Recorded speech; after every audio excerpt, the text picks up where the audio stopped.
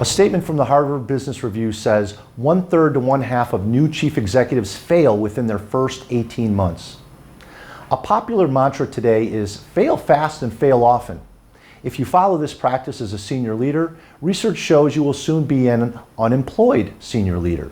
As Twitter co-founder Jack Dorsey said, "What's the worst advice you see or hear given in your trade? Fail fast."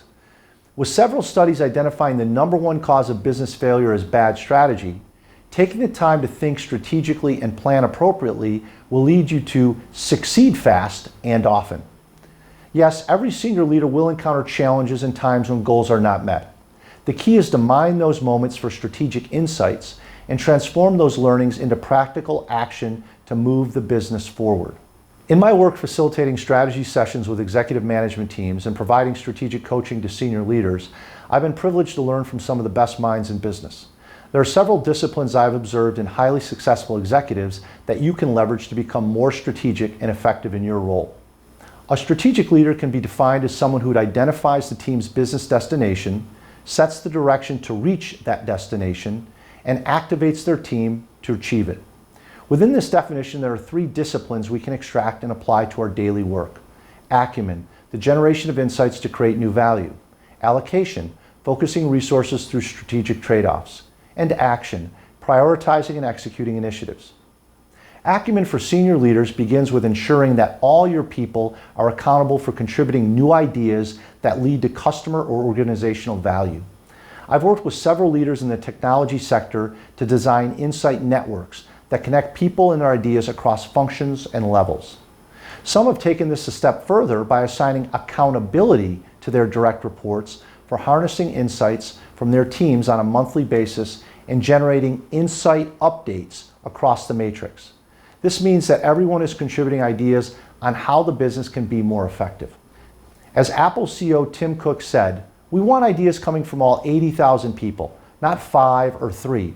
A much smaller number of people have to decide and edit and move forward, but we want ideas coming from everywhere."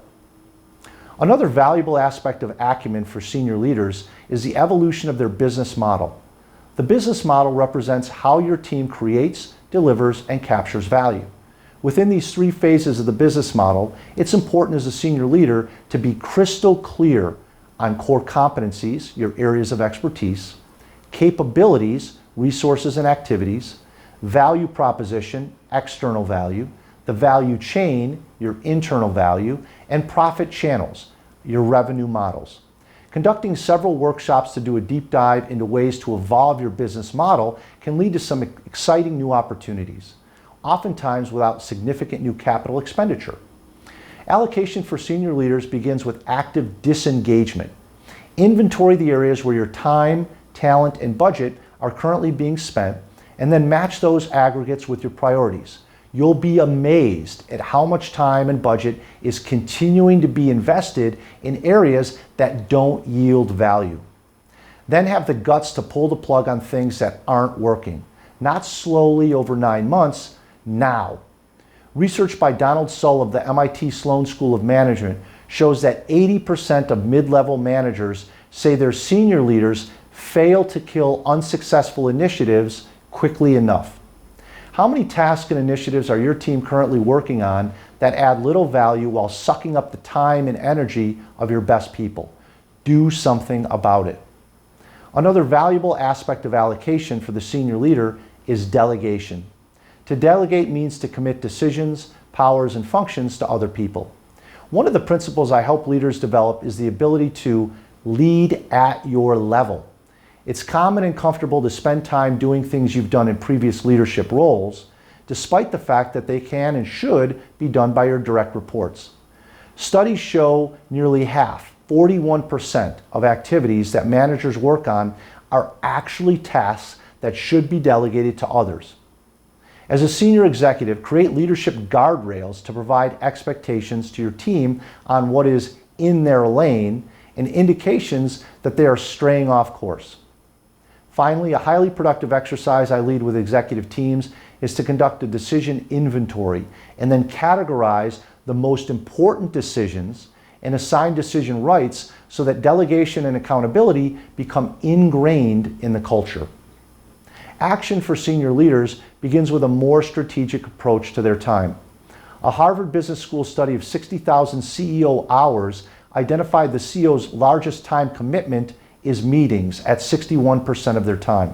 Since meetings are on average the largest consumer of a senior leader's time, they need to be as productive and efficient as possible.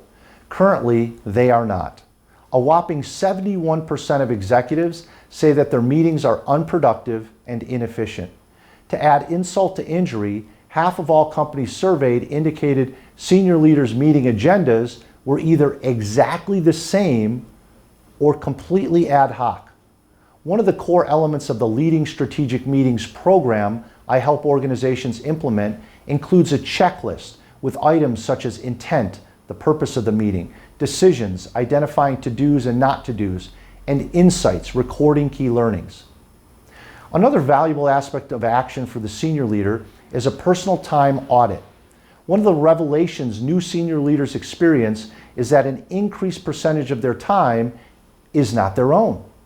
More and more people want individual and group interaction with you as a senior leader, sometimes for productive intentions and sometimes as a badge to boost their perception of importance in the eyes of others. Either way, a strategic senior leader controls their time with tools, techniques, and discipline. An effective tool to engage is the time tracker, where you record your time investment in 30-minute blocks for a typical week. Then graph the time spent in areas of investment to identify which match with your priorities and which do not. As Tom Gentile, CEO of Spirit AeroSystems, said, "Think about your time very strategically because it is part of your strategy. You can't let it be a reactive process that bubbles up from the bottom. You have to manage it from the top down." The 3A strategic thinking framework of acumen, allocation, and action can be an effective mental model to help you become a truly strategic leader. It requires the discipline to prioritize learning, harness your team's best thinking, and set a course to continually overcome challenges in the pursuit of excellence. Being a senior leader should no longer be dictated by years on the job, but by the expertise and value a person brings. It's an honor to lead people, so approach it as such. Do it strategically with a hunger for new insights, and you'll make the most of the opportunity. Do it tactically with complacency, and you won't do it for long. To explore more than 200 resources to develop your strategic thinking and planning capabilities, visit strategyskills.com.